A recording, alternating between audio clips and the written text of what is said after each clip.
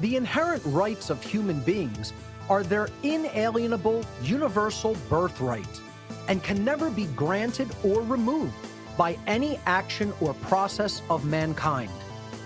Our rights come from nature, meaning they are pre-existing and inherent to creation itself. Unfortunately, after thousands of years of human civilization, most people still do not understand this eternal truth.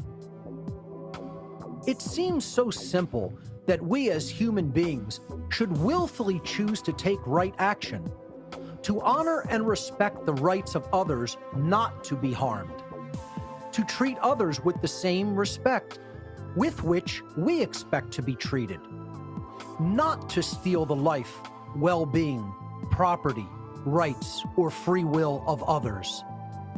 Yet it is not as simple as it may seem. True right action is elusive at best and deliberately ignored at worst. And this brings us to the crux of the matter, which is what I refer to as the law of freedom.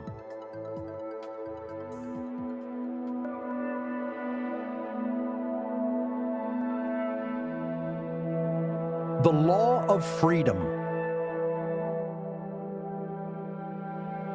The law of freedom governs the states of freedom or slavery of entire populations of beings who possess the capacity to comprehend the objective difference between moral behavior and immoral behavior.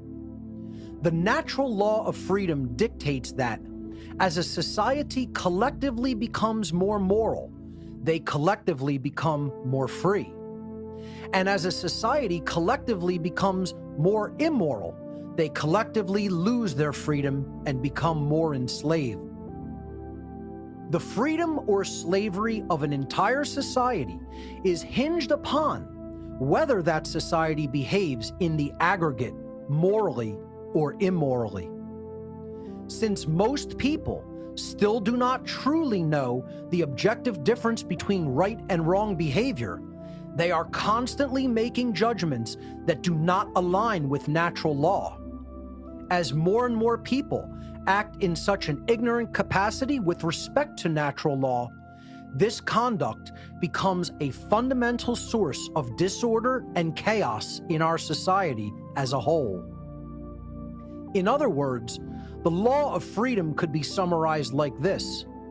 As the aggregate moral behavior in any given society increases, the aggregate freedom of the members of that society also increases. And as the aggregate moral behavior of any given society declines, the aggregate freedom of the members of that society also declines.